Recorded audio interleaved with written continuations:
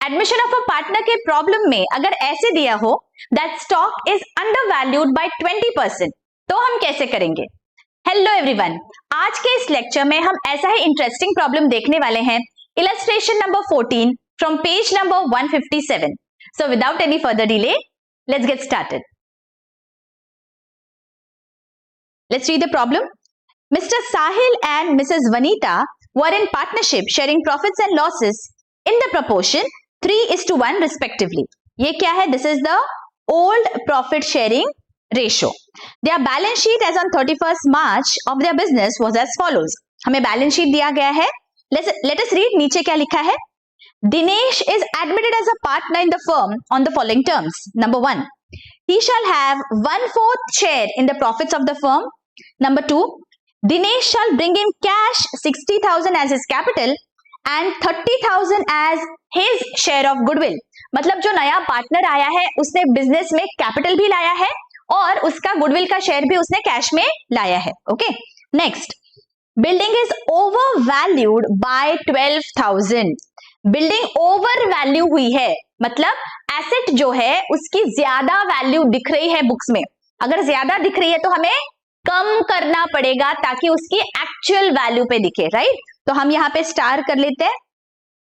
Next, stock is undervalued by 20% in the books, तो stock को भी star कर देते हैं. These assets are to be adjusted at the proper values. आगे, प्रोवाइड आरडीडी 1200 ऑन डेटर्स, तो debtors के आगे भी स्टार कर देंगे. And last, you are required to prepare revaluation account, capital accounts of partners and balance sheet of the firm after admission of Dinesh. ठीक है, तो ये सारे अकाउंट्स हमें बनाने हैं. जैसे ही हमें बैलेंस शीट बनाना होता है न्यू फर्म का, हम क्या करते हैं, जो एग्जिस्टिंग बैलेंस शीट है वो अमाउंट्स हम पहले ट्रांसफर कर देंगे in the new balance sheet. ठीक है, तो हम बैलेंस शीट की ओर बढ़ते हैं. एसेट साइड पे क्या है देखो,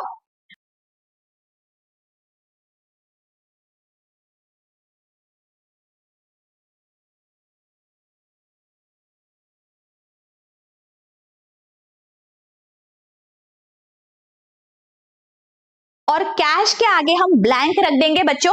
एडमिशन ऑफ अ पार्टनर में because cash is going to come in the business या फिर जा भी सकती है बिकॉज ऑफ सम एडजस्टमेंट्स, तो हम एक वर्किंग नोट बनाएंगे कैश के लिए और वहां पे हम ये बैलेंस लिख देंगे 6,000. This is my working note. WN stands for working note. Alright, okay, अभी मेरी एसेट साइड हो गई. Now let us move to the liabilities side.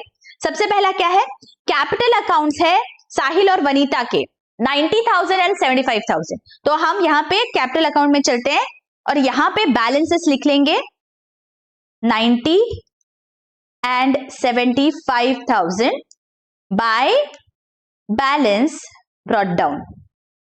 Alright, okay. Next, creditors है 31,500. सो क्रेडिटर्स मेरे बैलेंस शीट में liability side पे हम लिख लेंगे creditors 31,500.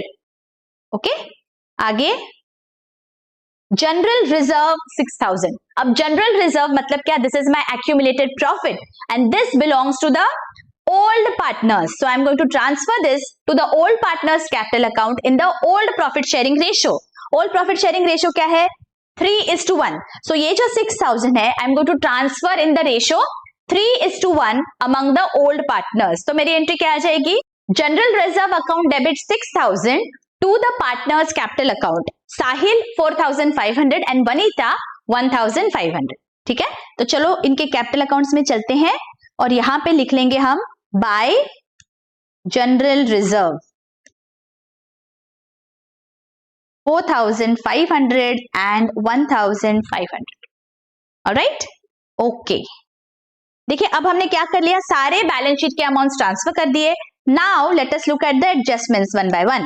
First, he shall have 1/4 share in the profits. All right. Next, Dinesh shall bring in cash 60,000 as his capital.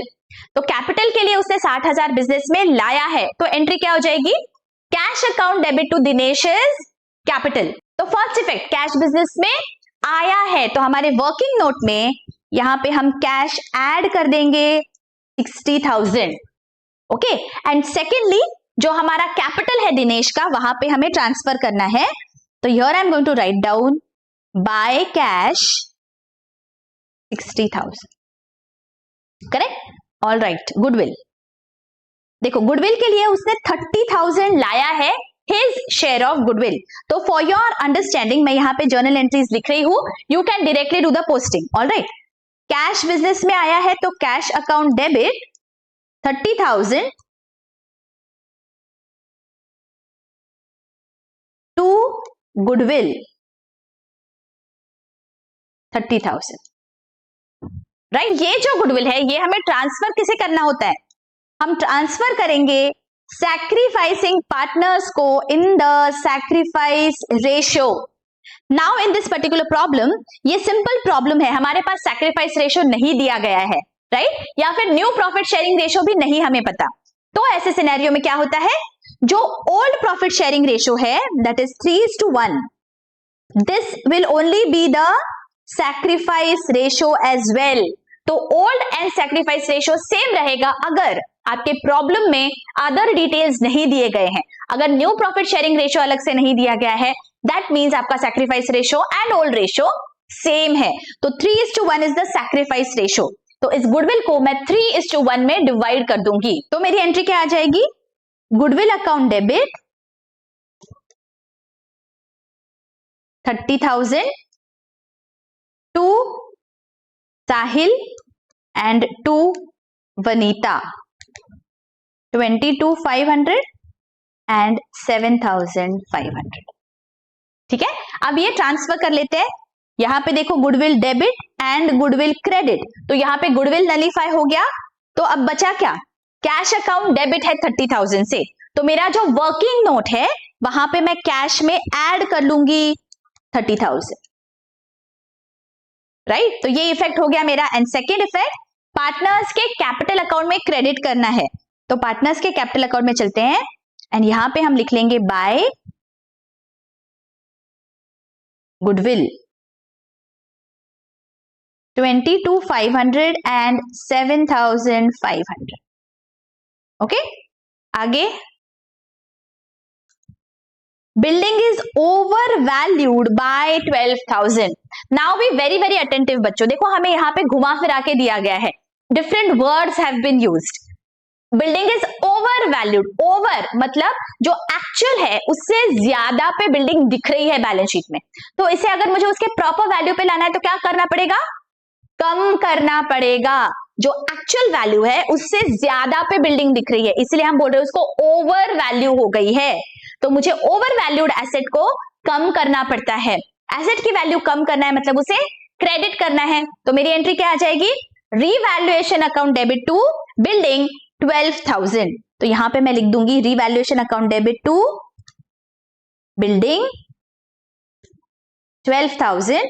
और second effect, मेरे balance sheet में बिल्डिंग से माइनस करना है, तो यहां पे मैं माइनस कर दूंगी 12,000, outer column 78,000 less depreciation, okay? चलो आगे,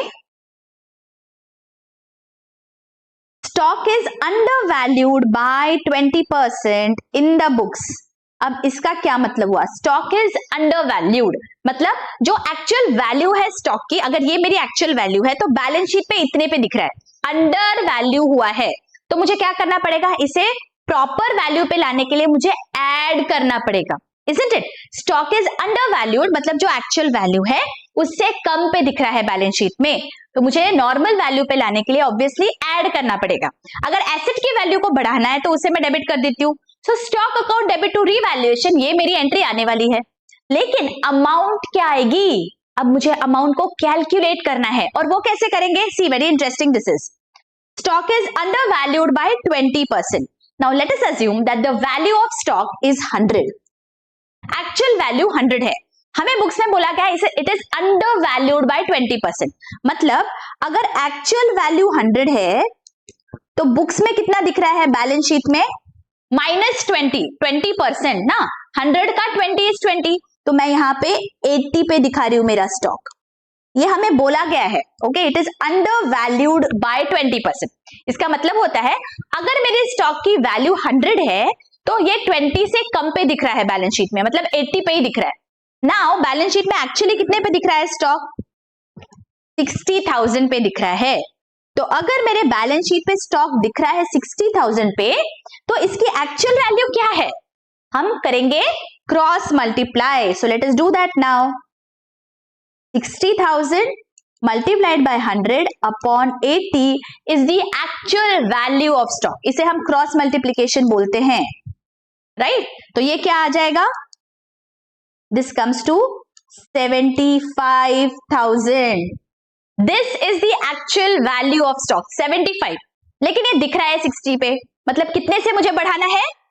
15,000 से मुझे स्टॉक की वैल्यू को इंक्रीज करना है। इंक्रीज करना होगा मतलब मुझे ऐड करना है। So stock account debit to revaluation 15,000। तो यहां पे चलते हैं रीवैल्यूएशन में, यहां पे लिख लेंगे by stock account 15,000। And second effect, मेरे बैलेंस शीट में स्टॉक में मुझे ऐड कर लेना है 15,000, आउटर कॉलम 75,000, एड एप्रिसिएशन। समझ में आ गया बहुत अच्छी से? अगर आपको यहां तक बहुत अच्छी से समझ गया है बच्चों, and you all want me to bring such lectures for you, please hit the like button और मुझे कमेंट करके जरूर बताइए कि आपको लेक्चर्स कैसे लग रहे हैं। That really keeps me motivated. Thank you so much. चलो next, provide RDD 1200 on debtors. 1200 का आरडीडी प्रोवाइड करना है। आरडीडी को होता है क्रेडिट बैलेंस, तो मेरी एंट्री आ जाएगी revaluation account debit to RDD 1200। तो यहां पे मैं लिख देती हूं टू आरडीडी 1200 और तुरंत सेकेंड इफेक्ट, मेरे डेटर्स में से माइनस होगा, तो डेटर्स में माइनस कर दूंगी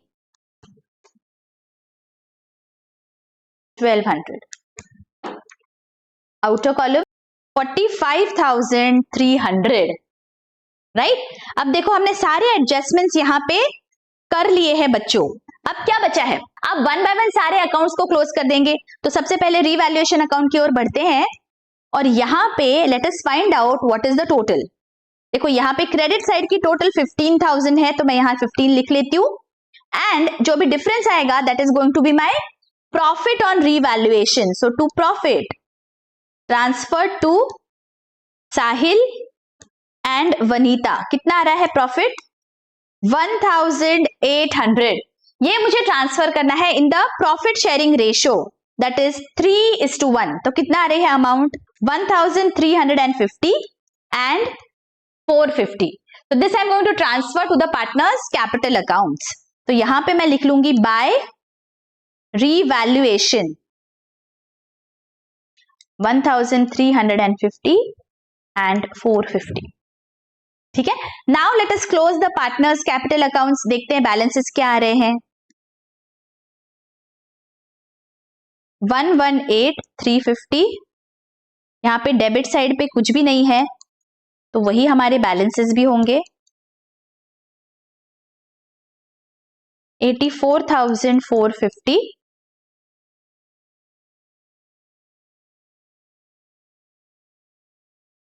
और यहां पे 60,000।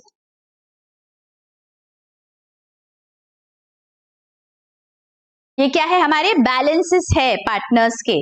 सो टू बैलेंस कैरीड डाउन, और ये कहां दिखेंगे? मेरे बैलेंस शीट में लाइबिलिटीज में। तो बैलेंस शीट में चलते हैं, यहां पे हम लिख देंगे कैपिटल अकाउंट्स,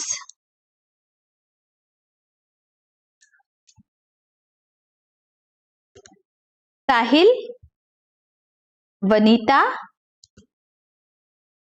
दिनेश। क्या है अमाउंट्स? 118,350, 84,450 एंड 60,000, 262,800। ऑलराइट, अब क्या बचा? अब जो हमारी कैश की वर्किंग नोट है उसका बैलेंस क्या आ रहा है? Let us see. This comes to 96,000। तो ये भी मेरे बैलेंस शीट में मुझे दिखाना है ऑन द एसेट साइड 96,000। अब बस हम क्लोज कर लेते हैं बैलेंस शीट को। कितने आ रहा है? देखो बैलेंसेस 294,300, 294,300। यहाँ पे हमारा बैलेंस शीट टैली हो गया। आई होप यहाँ तक बहुत अच्छी से आपको समझ रहा है बच्चों। अगर लेक्चर्स अच्छे लग रहे हैं, you can share the lectures with your friends and colleagues. मिलती हूँ आपको नेक्स्ट लेक्चर में। Till then take care, bye bye.